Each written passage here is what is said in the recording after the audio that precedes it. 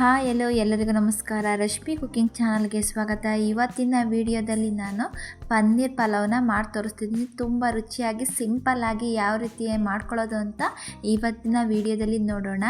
ಸಣ್ಣವರಿಂದ ದೊಡ್ಡವರವರೆಗೂ ತುಂಬ ಇಷ್ಟಪಡುವಂತಹ ರೆಸಿಪಿ ಇದು. ಹೋಟೆಲ್ಗಳಲ್ಲಿ ನಾವು ತಿಂದೇ ಇರ್ತೀವಿ, ಅದೇ ರುಚಿನ ನಾವು ಪರ್ಫೆಕ್ಟಾಗಿ ಮನೆಯಲ್ಲೇ ನಾವು ಸಿಂಪಲ್ಲಾಗಿ ಮಾಡ್ಕೊಳ್ಬೋದು.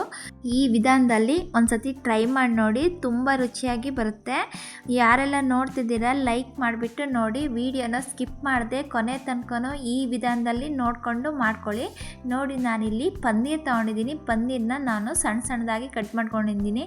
ಇನ್ನೂ ಬೇಕಾದ್ರೆ ಸಣ್ಣದಾಗಿ ಬೇಕಾದರೆ ನೀವು ಕಟ್ ಮಾಡ್ಕೊಳ್ಬೋದು. ನಾನಿಲ್ಲಿ ಬಾಣಲಿ ಇಟ್ಟು ಬಾಣಲಿಗೆ ಒಂದು 5-6 ಟೇಬಲ್ ಸ್ಪೂನಷ್ಟು ನಾನು ಎಣ್ಣೆ ಹಾಕ್ಕೊಂಡಿದ್ದೀನಿ. ಎಣ್ಣೆ ಬಿಸಿ ಆದಮೇಲೆ ನಾವು ಕಟ್ ಮಾಡ್ಕೊಂಡಿರುವ ಪನ್ನೀರ್ ಹಾಕ್ಕೊಳ್ಬೇಕು. ಪನ್ನೀರ್ ಹಾಕಿ ನಾವು ಒಂದು ಸೈಡ್ ನಾವು ಈ ರೀತಿ ತಿರುಗಿಸ್ಕೊಂಡು ಫ್ರೈ ಮಾಡಿಕೊಂಡ್ರೆ ಸಾಕು. ನಾನು ಎಣ್ಣೆಲಿ ಯಾಕೆ ಫ್ರೈ ಮಾಡ್ಕೊಳ್ತಿದ್ದೀನಿ ಅಂದರೆ, ನಾವು ಪಲಾವಿಗೆ ಹಾಕೋದ್ರಿಂದ ಅದು ಬೇಯಬೇಕಾದ್ರೆ ಅದು ಸ್ವಲ್ಪ ಕಟ್ ಆಗಿಬಿಟ್ಟು ಅದು ಸ್ಮ್ಯಾಶ್ ಆಗೋ ರೀತಿ ಆಗುತ್ತೆ. ಅದರಿಂದ ನಾನು ಈ ರೀತಿ ಎಣ್ಣೆಲಿ ಫ್ರೈ ಮಾಡಿಕೊಂಡು ಹಾಕೋದ್ರಿಂದ ಪನ್ನೀರು ಅದು ಕಟ್ಟಾಗಲ್ಲ. ನಾವು ಯಾವ ರೀತಿ ಶೇಪಲ್ಲಿ ಕಟ್ ಮಾಡಿರ್ತೀವೋ ಅದೇ ರೀತಿ ಅದು ಇರುತ್ತೆ. ನಾವು ಅನ್ನದ ಜೊತೆ ಮಿಕ್ಸ್ ಮಾಡಬೇಕಾದ್ರೂ ಅದು ಸ್ವಲ್ಪನೂ ಅದು ಕಟ್ಟಾಗ್ದೇ ಸ್ಮ್ಯಾಶ್ ಆಗದೇ ಅದು ಹಾಗೇ ಇರುತ್ತೆ.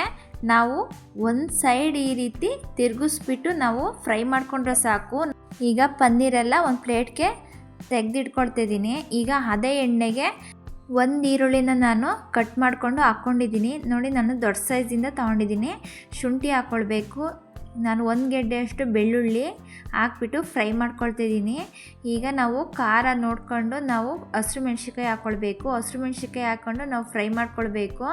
ಚಕ್ಕೆ, 2 ಲವಂಗ, 2 ಏಲಕ್ಕಿಕಾಯಿ ಹಾಕ್ಬಿಟ್ಟು ನಾವು ಸ್ಟವ್ನ ಮೀಡಿಯಮ್ ಫ್ಲೇಮಲ್ಲೇ ಇಟ್ಕೊಂಡು ನಾವು ಫ್ರೈ ಮಾಡ್ಕೊಳ್ಬೇಕು. 1 ಹಿಡಿ ಆಗೋವಷ್ಟು ಕೊತ್ತಂಬರಿ ಸೊಪ್ಪು ಹಾಕ್ಕೊಳ್ತಿದ್ದೀನಿ. 1 ಹಿಡಿ ಆಗೋವಷ್ಟು ಪುದೀನ ಸೊಪ್ಪು ಹಾಕ್ಬಿಟ್ಟು ನಾವು ಫ್ರೈ ಮಾಡ್ಕೊಳ್ಬೇಕು.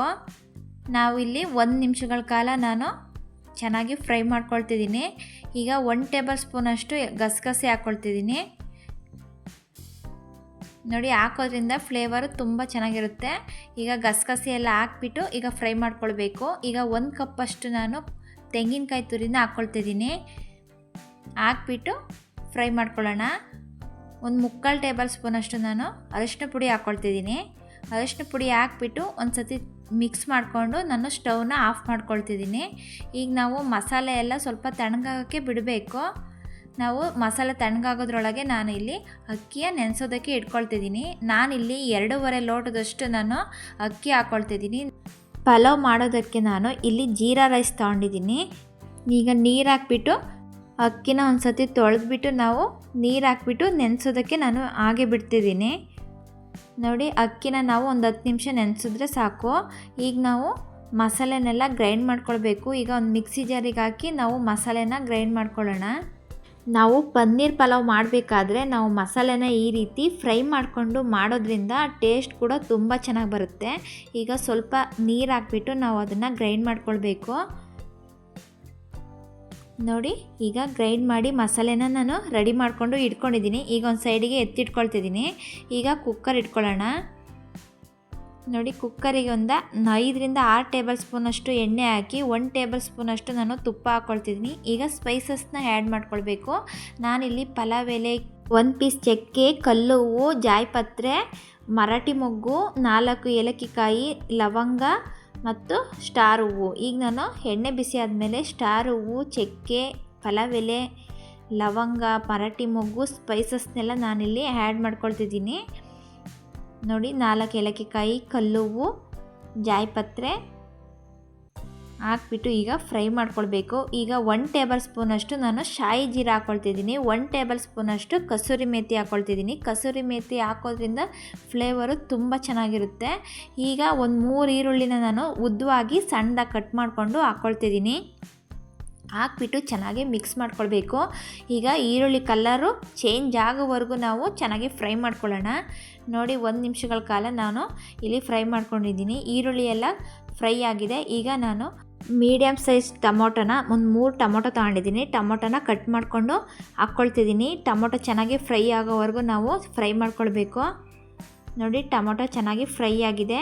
ಈಗ ನಾನು ಬಟಾಣಿ ಹಾಕ್ಕೊಳ್ತಿದ್ದೀನಿ. ನಾನಿಲ್ಲಿ ಒಣ ಬಟಾಣಿನ ನಾನು ನೈಟ್ ನೆನೆಸ್ಬಿಟ್ಟು ಬೆಳಗ್ಗೆ ಹಾಕ್ಕೊಳ್ತಿದ್ದೀನಿ. ಒಂದು 7ರಿಂದ 8 ಅವರ್ ನೆನೆಸ್ಬಿಟ್ಟು. ಕ್ಯಾರೆಟು ನಾನಿಲ್ಲಿ ಉದ್ದವಾಗಿ ಕಟ್ ಮಾಡ್ಕೊಂಡಿರೋ ಬೀನ್ಸ್ ಹಾಕ್ಕೊಳ್ತಿದ್ದೀನಿ. ಒಂದು ಆಲೂಗೆಡ್ಡೆ ಹಾಕ್ಕೊಳ್ತಿದ್ದೀನಿ. ಹಾಕ್ಬಿಟ್ಟು ನಾವು ಫ್ರೈ ಮಾಡ್ಕೊಳ್ಬೇಕು. ನೀವು ಹಸಿ ಬಟಾಣಿ ಇದ್ದರೆ ಬೇಕಾದ್ರೆ ನೀವು ಡೈರೆಕ್ಟಾಗಿ ಹಾಗೇ ಹಾಕ್ಕೊಳ್ಬೋದು. ಈಗ ಎಲ್ಲ ಚೆನ್ನಾಗಿ ಮಿಕ್ಸ್ ಮಾಡ್ಕೊಳ್ಳೋಣ. ಈಗ ನಾವು 1 ನಿಮಿಷಗಳ ಕಾಲ ಪ್ಲೇಟ್ ಮುಚ್ಚಿ ತರಕಾರಿನೆಲ್ಲ ನಾವು ಚೆನ್ನಾಗಿ ಫ್ರೈ ಮಾಡ್ಕೊಳ್ಬೇಕು. ಈಗ 1 ನಿಮಿಷ ನಾನು ತರಕಾರಿನೆಲ್ಲ ಚೆನ್ನಾಗಿ ಫ್ರೈ ಮಾಡ್ಕೊಂಡಿದ್ದೀನಿ. ಈಗ ನಾವು ಗ್ರೈಂಡ್ ಮಾಡ್ಕೊಂಡಿರೋ ಮಸಾಲೆನ ಹಾಕ್ಕೊಳ್ಬೇಕು. ನೋಡಿ ಮಸಾಲೆನೆಲ್ಲ ಹಾಕ್ಬಿಟ್ಟು ಒಂದು ಸತಿ ನೀಟಾಗಿ ಚೆನ್ನಾಗಿ ಮಿಕ್ಸ್ ಮಾಡ್ಕೊಳ್ಬೇಕು. ನೋಡಿ ನಮಗೆ ಗೊತ್ತಾಗುತ್ತೆ ಯಾವ ರೀತಿ ಪರಿಮಳ ಬರ್ತಿದೆ ಅಂತ. ಈಗ ನಾನು ಮಿಕ್ಸಿ ಜಾರ್ ತೊಳೆದಿದ್ದ ಮಸಾಲೆನೆಲ್ಲವ ಒಂದು ಅರ್ಧ ಗ್ಲಾಸ್ನಷ್ಟು ನಾನು ಹಾಕ್ಕೊಳ್ತಿದ್ದೀನಿ. ಹಾಕ್ಬಿಟ್ಟು ಈಗ ಮತ್ತೆ ನಾವು 1 ನಿಮಿಷಗಳ ಕಾಲ ಪ್ಲೇಟ್ ಮುಚ್ಚಿ ಫ್ರೈ ಮಾಡ್ಕೊಳ್ಳೋಣ. ನೋಡಿ ಮಸಾಲೆ ಎಲ್ಲ ನೀಟಾಗಿ ಅದು ಫ್ರೈ ಆಗಿದೆ. ಈಗ ನಾವು ನೀರು ಹಾಕ್ಕೊಳ್ಬೇಕು. ನಾನಿಲ್ಲಿ ಅಕ್ಕಿಯ ಒಂದು 10 ನಿಮಿಷ ನೆನೆಸಿರೋದ್ರಿಂದ ನಾನು 2.5 ಲೋಟಕ್ಕೆ 4.5 ಲೋಟದಷ್ಟು ನಾನು ನೀರು ಹಾಕ್ಕೊಂಡಿದ್ದೀನಿ. ನೀವು ಅಕ್ಕಿ ನೆನೆಸಿಲ್ಲ ಅಂದರೆ 2.5 ಲೋಟಕ್ಕೆ 5 ಲೋಟದಷ್ಟು ನೀವು ನೀರು ಹಾಕ್ಕೊಳ್ಬೇಕಾಗತ್ತೆ. ಈಗ ರುಚಿಗೆ ತಕ್ಕಷ್ಟು ಉಪ್ಪು ಹಾಕ್ಕೊಳ್ತಿದ್ದೀನಿ. ನಾವು ಅಕ್ಕಿ ನೆನೆಸೋದ್ರಿಂದ ಅಕ್ಕಿ ತುಂಬ ಸಾಫ್ಟಾಗಿ ಉದ್ರುದ್ರಾಗಿ ಬರುತ್ತೆ. ಈಗ ಪ್ಲೇಟ್ ಮುಚ್ಚಿ ನಾವು ಅದು ನೀರೆಲ್ಲ ಕುದಿಯೋ ತನಕ ಬಿಡಬೇಕು ನಾವು. ನೋಡಿ ಈಗ ನೀರೆಲ್ಲ ಚೆನ್ನಾಗಿ ಕುದ್ದಿದೆ. ಈಗ ನಾವು ನೆನೆಸಿರುವ ಅಕ್ಕಿ ಹಾಕ್ಕೊಳ್ಬೇಕು. ನೋಡಿ ನಾನು ನೀರೆಲ್ಲ ಸೋಸಿಬಿಟ್ಟು ಅಕ್ಕಿ ಹಾಕ್ಕೊಳ್ತಿದ್ದೀನಿ. ಈಗ ಅಕ್ಕಿ ಎಲ್ಲ ಹಾಕಾದ್ಮೇಲೆ ಈಗ ಚೆನ್ನಾಗಿ ಮಿಕ್ಸ್ ಮಾಡ್ಕೊಳ್ಬೇಕು. ಈಗ ಒಂದು ಪ್ಲೇಟ್ ಮುಚ್ಚಿಬಿಟ್ಟು ನಾವು ಕುದಿಯೋಕ್ಕೆ ಬಿಡೋಣ. ನೋಡಿ ಒಂದು ಸತಿ ತಿರುಗಿಸ್ಬಿಟ್ಟು ಅದನ್ನು ನಾವು ಕುದಿಯೋಕ್ಕೆ ಬಿಡಬೇಕು. ಈಗ ನಾವು ಪನ್ನೀರ್ ಹಾಕ್ಕೊಳ್ತಿದ್ದೀನಿ. ಪನ್ನೀರ್ ಹಾಕ್ಬಿಟ್ಟು ಒಂದು ಸತಿ ನಾವು ಚೆನ್ನಾಗಿ ಮಿಕ್ಸ್ ಮಾಡ್ಕೊಳ್ಳೋಣ. ನೋಡಿ ಮಿಕ್ಸ್ ಮಾಡಾದಮೇಲೆ ಈಗ ನಾವು ಕುಕ್ಕರ್ ಮುಚ್ಚಳ ಹಾಕಿ ನಾವು ಅದನ್ನು ಒಂದು 2 ವಿಷಲ್ ನಾವು ಕೂಗಿಸ್ಕೊಳ್ಬೇಕು. ಒಂದು ಸತಿ ಈ ರೀತಿ ತಿರುಗಿಸ್ಕೊಂಡ್ಬಿಟ್ಟು ಒಂದು ಕುದಿ ನಾವು ಕುದಿಸ್ಕೊಂಡ ಮೇಲೆ ನಾವು ಅದನ್ನು ಮುಚ್ಚಳ ಹಾಕಿ ವಿಷಲ್ ಕೂಗಿಸ್ಕೊಳ್ಬೇಕು. ನಾವು ಈ ರೀತಿ ಒಂದು ಕುದಿಸೋದ್ರಿಂದ ಮಸಾಲೆ ಎಲ್ಲ ನೀಟಾಗಿ ಅನ್ನಕ್ಕೆ ಮಿಕ್ಸ್ ಆಗಿ ಬರುತ್ತೆ. ನಾವು ಹಾಗೆ ಹಾಕೋದ್ರಿಂದ ಮಸಾಲೆ ಮಾತ್ರ ಮೇಲುಳಿಯುತ್ತೆ, ರೈಸ್ ಮಾತ್ರ ಕೆಳಗುಳಿಯುತ್ತೆ. ಅದರಿಂದ ನಾವು ಒಂದು ಕುದಿಸಿ ನಾವು ಈ ರೀತಿ ವಿಷಲ್ ಹಾಕಿಸ್ಕೊಳ್ಬೇಕು. ನಾನಿಲ್ಲಿ 2 ವಿಷಲ್ ಹಾಕಿಸ್ಕೊಂಡಿದ್ದೀನಿ. ಕುಕ್ಕರ್ ತಣ್ಣಗಾಗೋದ್ರೊಳಗೆ ಈಗ ನಾವು ಮೊಸರು ಗೊಜ್ಜನ್ನ ಮಾಡ್ಕೊಳ್ಳೋಣ. ನಾನಿಲ್ಲಿ ಗಟ್ಟಿ ಮೊಸರು 1 ಕಪ್ಪಷ್ಟು ನಾನು ಗಟ್ಟಿ ಮೊಸರು ತೊಗೋತಿದ್ದೀನಿ. ನೋಡಿ ಸಿಹಿ ಮೊಸರು ತುಂಬ ಚೆನ್ನಾಗಿದೆ. ಈಗ ಅದನ್ನು ಮಿಕ್ಸ್ ಮಾಡಿಕೊಂಡು ನಾವು ರುಚಿಗೆ ತಕ್ಕಷ್ಟು ಉಪ್ಪು ಹಾಕ್ಕೊಳ್ತಿದ್ದೀನಿ. ಒಂದು 1/4 ಟೇಬಲ್ ಸ್ಪೂನಷ್ಟು ನಾನು ಉಪ್ಪು ಹಾಕ್ಕೊಳ್ತಿದ್ದೀನಿ. ಹಾಕ್ಬಿಟ್ಟು ಅದನ್ನು ಚೆನ್ನಾಗಿ ಮಿಕ್ಸ್ ಮಾಡ್ಕೊಳ್ಳೋಣ. ನಾನಿಲ್ಲಿ 1 ಈರುಳ್ಳಿನ ಸಣ್ಣದಾಗಿ ಕಟ್ ಮಾಡ್ಕೊಂಡು ಹಾಕ್ಕೊಂಡಿದ್ದೀನಿ. 1 ಟೊಮೊಟೊ ಹಾಕ್ಕೊಂಡಿದ್ದೀನಿ. 1 ಕಪ್ಪಷ್ಟು ನಾನು ಸೌತೆಕಾಯಿನ ಕಟ್ ಮಾಡಿ ಹಾಕ್ಕೊಂಡಿದ್ದೀನಿ. ಕ್ಯಾರೆಟ್ನ ಇಲ್ಲಿ ನಾನು ತುರಿದ್ಬಿಟ್ಟು ಹಾಕ್ಕೊಂಡಿದ್ದೀನಿ. ಸ್ವಲ್ಪ ಕೊತ್ತಂಬರಿ ಸೊಪ್ಪು ಹಾಕಿ ಈಗ ನಾವು ಮಿಕ್ಸ್ ಮಾಡ್ಕೊಳ್ಬೇಕು. ನಾವು ಕ್ಯಾರೆಟ್ ಎಲ್ಲ ಹಾಕಿ ಮಾಡ್ಕೊಳ್ಳೋದ್ರಿಂದ ತುಂಬ ರುಚಿಯಾಗಿರುತ್ತೆ. ಈಗ ನೋಡಿ ಈಗ ಎಲ್ಲ ಚೆನ್ನಾಗಿ ಒಂದು ಸತಿ ಮಿಕ್ಸ್ ಮಾಡ್ಕೊಳ್ಳೋಣ. ನೋಡಿ ಮೊಸರು ಗೊಜ್ಜು ಪರ್ಫೆಕ್ಟಾಗಿ ನಾವು ಪಲಾವ್ ಜೊತೆ ತಿನ್ನೋದಕ್ಕೆ ತುಂಬ ಕಾಂಬಿನೇಷನ್ ತುಂಬ ಚೆನ್ನಾಗಿರುತ್ತೆ. ಇಲ್ಲ ಅಂದರೆ ಬೇಕಾದರೆ ನಾವು ಹಾಗೇನೂ ಸಹ ನಾವು ತಿನ್ಬೋದು. ನೋಡಿ ಮೊಸರು ಗೊಜ್ಜು ರೆಡಿಯಾಗಿದೆ. ಈಗ ಕುಕ್ಕರ್ ತಣ್ಣಗಾಗಿದೆಯೇನಂತ ನೋಡೋಣ. ನೋಡಿ ಈಗ ಕುಕ್ಕರು ಮುಚ್ಚಳ ತೆಗಿಯೋಣ. ನೋಡಿ ಯಾವ ರೀತಿ ತುಂಬ ಚೆನ್ನಾಗಿ ಬಂದಿದೆ. ಈಗ ಒಂದು ಸತಿ ಚೆನ್ನಾಗಿ ಮಿಕ್ಸ್ ಮಾಡ್ಕೊಳ್ಳೋಣ. ನೋಡಿ ತೋರಿಸ್ತಿದ್ದೀನಿ. ಪನ್ನೀರ್ ಕೂಡ ಒಂದು ಸ್ವಲ್ಪನೂ ಕಲಸಿಲ್ಲ. ಆ ರೀತಿ ಪರ್ಫೆಕ್ಟಾಗಿ ತುಂಬ ಸ್ಪಾಂಜಿಯಾಗಿ ಸ್ಮೂತಾಗಿ ಬಂದಿದೆ. ನೋಡಿ ಪಲಾವ್ ಕೂಡ ತುಂಬ ಉದ್ರುದ್ರಾಗಿ ತುಂಬ ಚೆನ್ನಾಗಿ ಬಂದಿದೆ. ಟೇಸ್ಟ್ ಮಾತ್ರ ತುಂಬ ಚೆನ್ನಾಗಿ ಬಂದಿದೆ.